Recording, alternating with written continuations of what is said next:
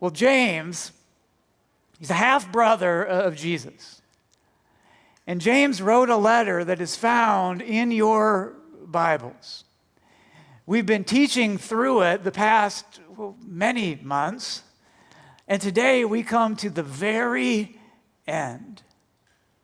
And the end of the letter of James is unusual.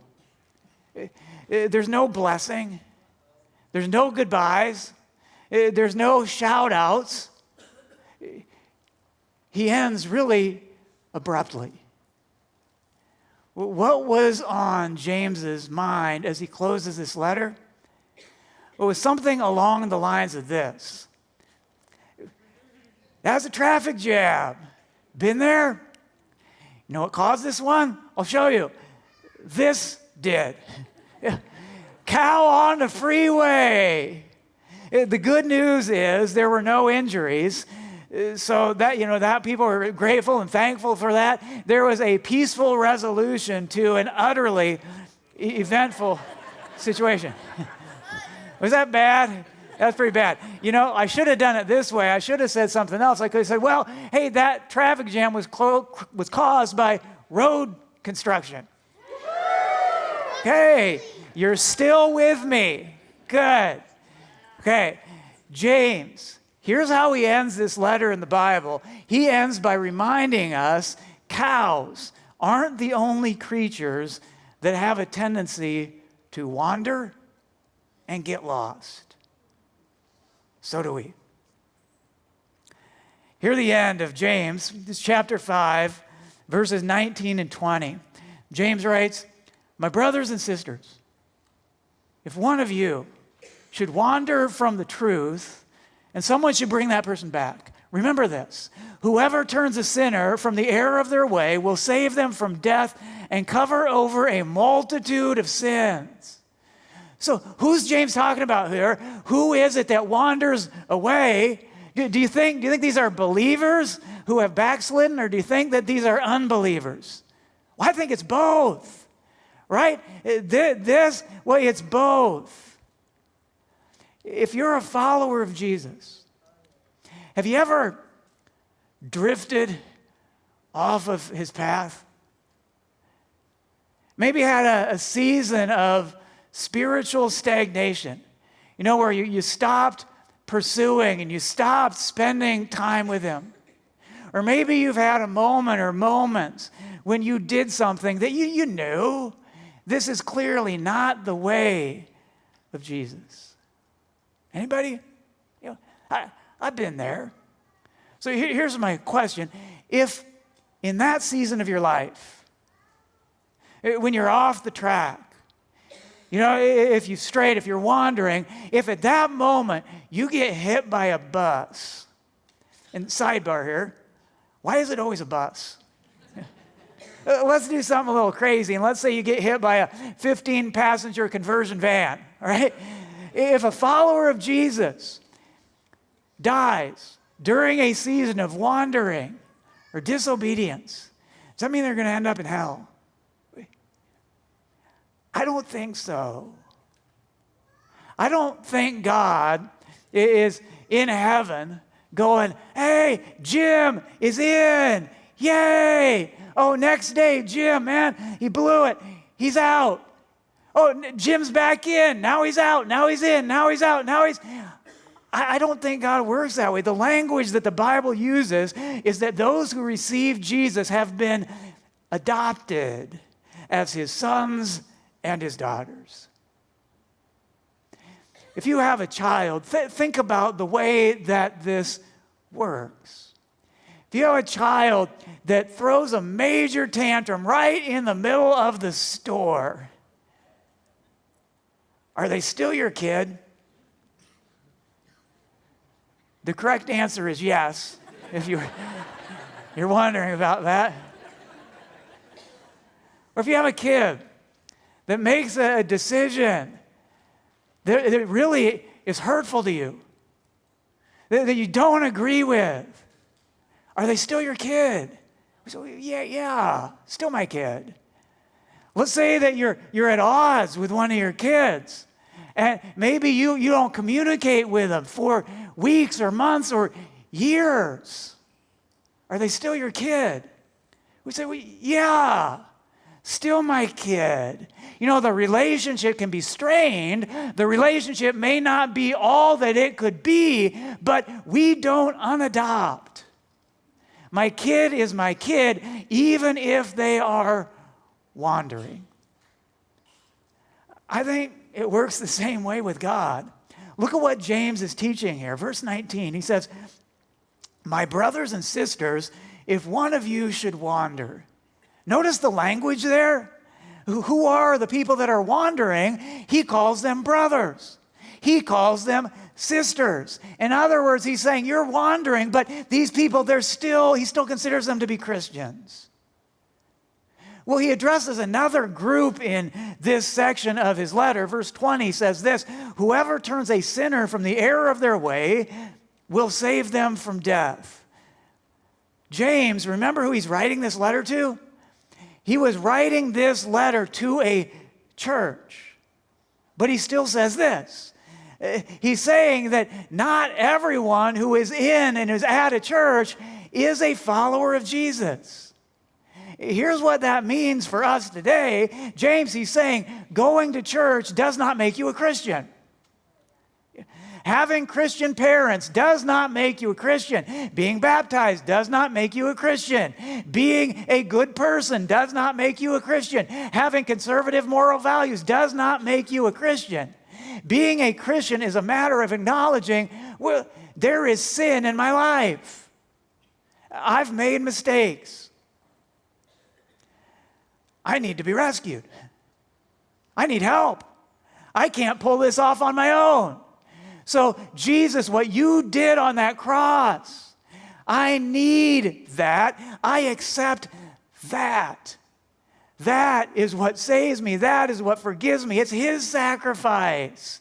That is the center of it. And when we understand that, when we get what God has done, when we contemplate the Lord God Almighty of the universe, he made that kind of sacrifice for me. When that gets inside us, it does something. It creates change in us. We get to the point where it's not like, oh, well, I have to do this to make God happy. No. It's more like, I want to do this because I trust him. Well, look at all he's done. I trust him, and I am going to follow him. That's what it means to be a Christian. That's why we often use the word follower of Jesus. Well, let's keep going. James, he ends his letter by showing us there are two ways that you and I can wander away from God. Let me get at the first way this way. When we see a social media post, we basically have two ways that we can respond to a post. Right? We can like it, we can dislike it. I think we could use a few more alternatives. I would make a case for saying we should add this as one of the alternatives. Man, doesn't that kind of describe some of the posts that you see? I'd like to be able to click on that. Or how about this? Ever seen a post where you'd like to respond with this? Punch. Or kids, maybe you'd like to be able to respond to something like that, saying, man, there is some construction needed. Okay, good, you're still with me. But all we get is like or dislike. That's actually quite fascinating. And that tells you a lot about the world that we live in, like or dislike. We live in a culture that fixates on like and dislike rather than true and false. The concept of truth that applies to all people, it has been largely rejected today. Rather, we have language like, well, what is true for you is fine for you, but not true for me unless I happen to like it. It would be judgmental of me to say you're wrong and I'm right. Rather, we say, well, you can be right and I can be right, even though our beliefs are opposite, conflictual, contradictory, because truth in our day has been redefined.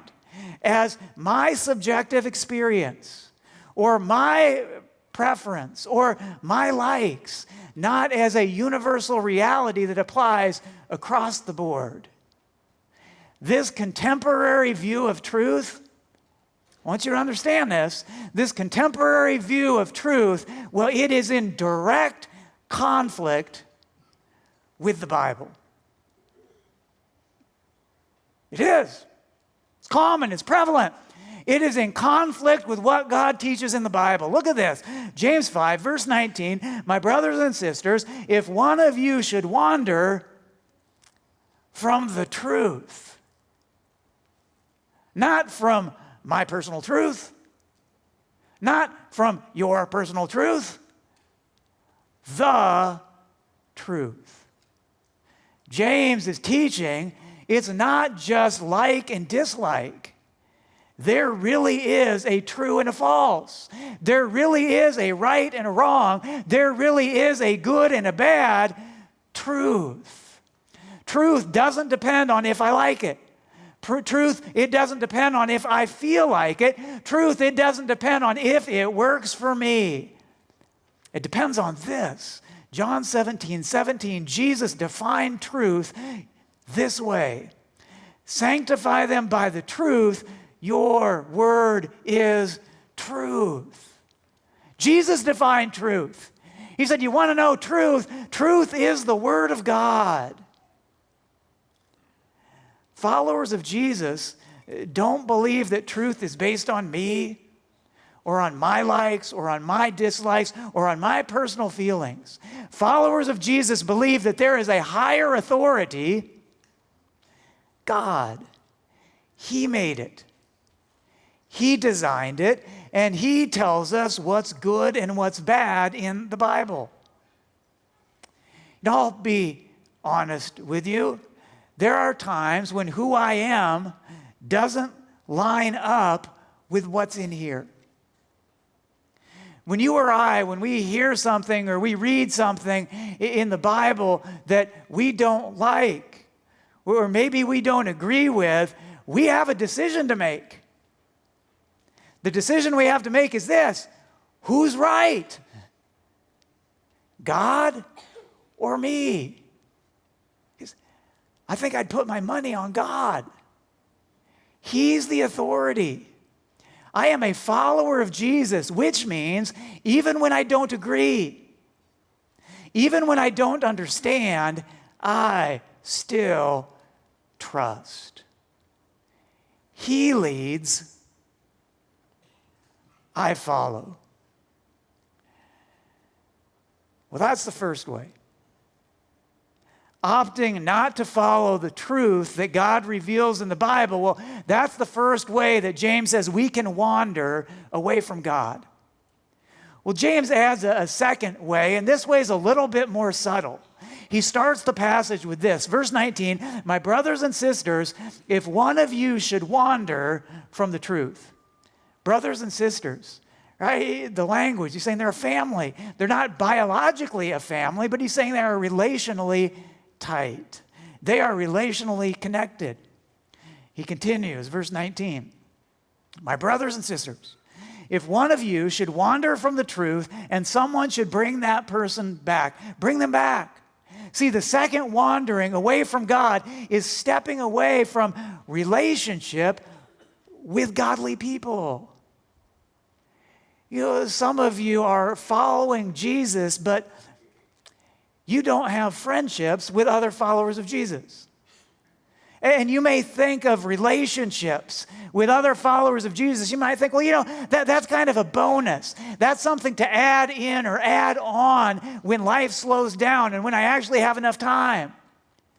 Well, where did we ever get this idea that all it takes to follow Jesus is to have a relationship with Jesus? Not in here. Check this out. 1 Thessalonians 4:18 says, comfort one another. Hebrews 10:24, meet with one another. 1 Peter 4:10, use the gifts God gave you for the benefit of one another. Galatians 5:13, serve one another. Romans 12:10, be devoted to one another. And on and on and on and on. I could go a long time just talking about the one another's in the Bible. The point is this: we can't fully follow Jesus without being in relationship with other followers of Jesus. Fight against the desire for the ease of just doing autonomous Christianity. Autonomous Christianity is not biblical Christianity. James, he's asking the questions of them, and he's asking this question to us. He's asking, well, how about you? Do you have friendships? Do you have community with other followers of Jesus?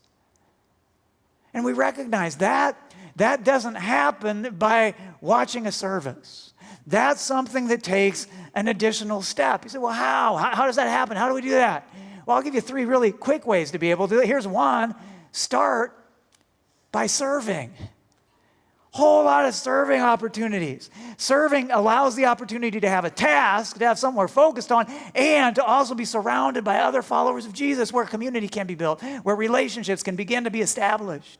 You know, you could join a welcome team, or a parking team, or the kid team, or the youth team, or the cafe team. A lot of different options. Start by serving. Get around other people who are investing their lives into the Jesus movement.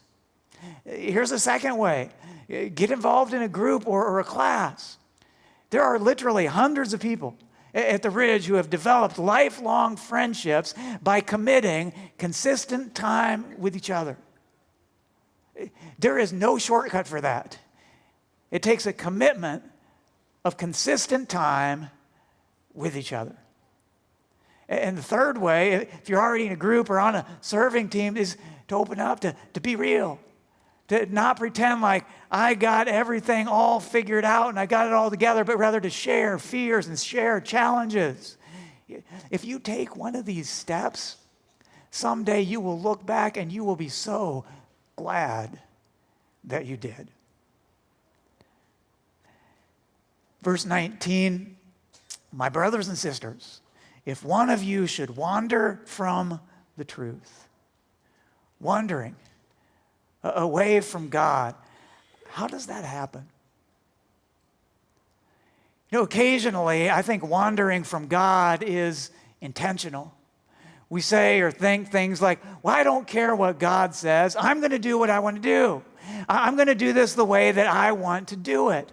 But more often, I don't think that's the way.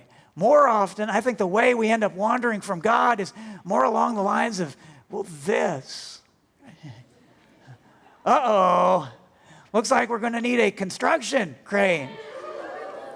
Nice, you're sticking with me today. I like it. But I want you to think about that cow on the fence. How did that cow get there? Because I'm going to guess that is not the way that cow saw things playing out. You ever found yourself in a situation like that? You're like, what happened? How did I end up here? How did I get here? How did I end up on this fence? Well, here's how: unexpectedly. You know, I imagine that cow, I imagine its day started out just like any other day. You know, the cow was just happily munching some grass in its pasture. Then it moved, found a tuft of grass that was a little closer to the fence and started munching, nibbling away on that one. Then spotted this tuft of grass on the other side of the fence. Like, ooh, that looks good. It's big, it's thick, it's green. It's not like it was some horrible, blatant, willful act. This cow just nibbled its way to lostness. Okay? One tuft of grass at a time. Many followers of Jesus, we end up doing the same thing, just nibbling our way to lostness. It's like that cow. There are pleasures and there are distractions all around us, and they entice us to move just a little bit away from God. And in some of those initial steps, we can think things like, well, I can explain this. I have a reason for this. I can justify this. It's really not that big of a deal. It's just a little thing, and everybody else is doing this. Right? We can explain it. But then what happens is there's another tougher, just a little further away, and then a little farther away, and then a little farther away, and all of a sudden, bam! Next thing you know, you're stuck on that fence, or you're frolicking on the freeway, completely lost. How does that happen? We don't desire that. We don't want that. We don't plan that.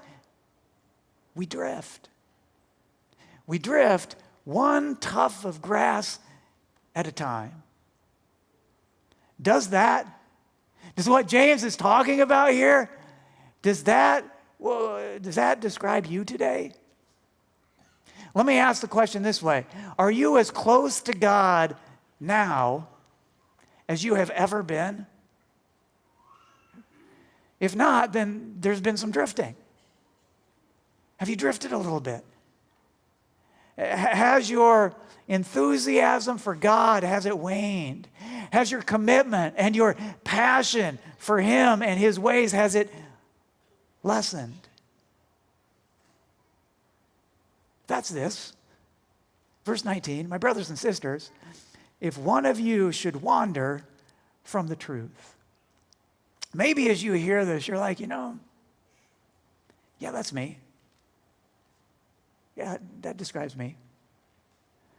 Maybe you've wandered a little bit. Maybe you've wandered a lot. James, he's saying this. Come back. Come back. Come back.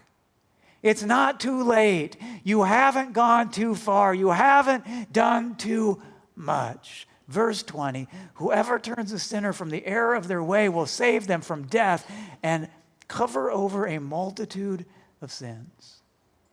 Jesus didn't give His life on the cross just so He could shame us. If your understanding of God is as some stern, strict, angry deity, you need a fuller understanding of God. Jesus tells the story of a sheep that wandered off. And we think, okay, well, what happens to this wandering sheep in Jesus' story? Well, the good shepherd, and that is Jesus, He notices this one sheep. Just one wandering sheep, and He goes looking for it. Here's how Jesus ends His story. Luke 15, verse 5, He says, when He finds it, He joyfully puts it on His shoulders and goes home. Then He calls His friends and neighbors together and says, rejoice with me. I have found my lost sheep. I tell you that in the same way, there will be more rejoicing in heaven over one sinner who repents than over 99 righteous persons who do not need to repent. See, when He finds the lost sheep, He doesn't say, come on, what were you thinking? I told you not to do that. I told you not to go there. He doesn't shame him, doesn't lecture him, doesn't even punish them. Rather, he puts it on His shoulders, carries it home, and throws a big old party. That's Jesus' way of saying, when we acknowledge, man, I've drifted. When we acknowledge, I'm a little bit lost right now. When we confess the things we've done or the things that we're doing that have created that distance, or maybe it's omission and things that we haven't been doing, when we acknowledge that to God and saying, God, I've drifted a little bit. Jesus is saying, well, God, He's happy to save, and He's happy to forgive, and He's happy to restore. What tuft of grass is enticing you today? Give it up. Let it go. I'm going to sacrifice that because I trust God more. Yeah. And Jesus, He's the good shepherd. He wants to put you on His shoulders and bring you home. Well, as James closes out his letter, he really has two big ideas. The first one is what we've just been talking about. It's this. He's saying, have I wandered? Have I drifted? James is asking us to do a little evaluation on our own relationship with God and saying, well, assess it. Where's it at? How am I doing on this one? Am I where I want to be, or have I drifted? So that's his first big idea. Here's the second one. It's this. Who do you know that's wandered? Verse 19 and 20, my brothers and sisters, if one of you should wander from the truth and someone should bring that person back, remember this. Whoever turns a sinner from the error of their way will save them from death and cover over a multitude of sins.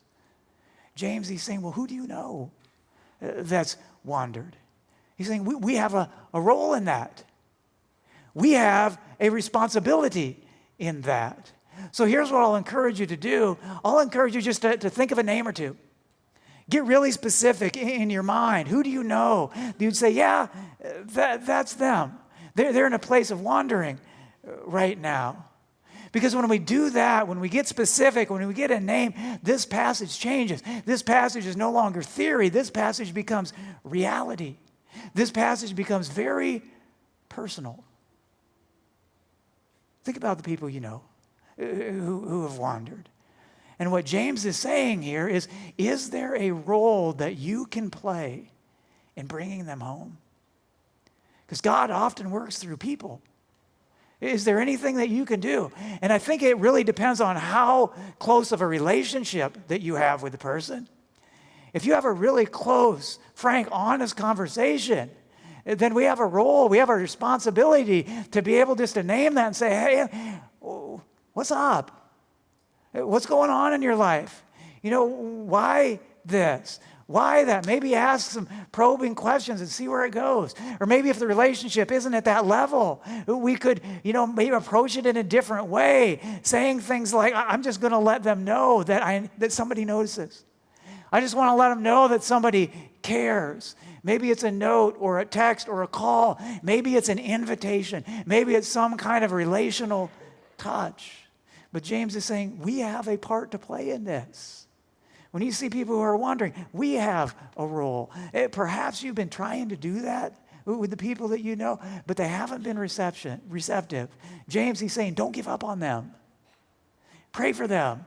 Hold them in your heart. Maybe they're just undergoing some construction. All right. Nice. You hung in there throughout. All right, let's wrap this thing up. Letter of James. We've been teaching through this for many months. James, in this letter in the Bible, he covers the gamut.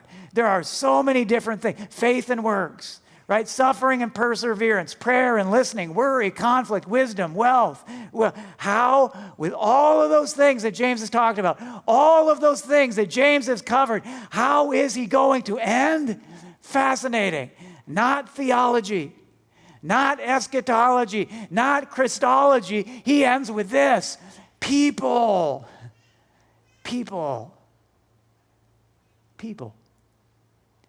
James doesn't buy into the ease of individualized, autonomous Christianity.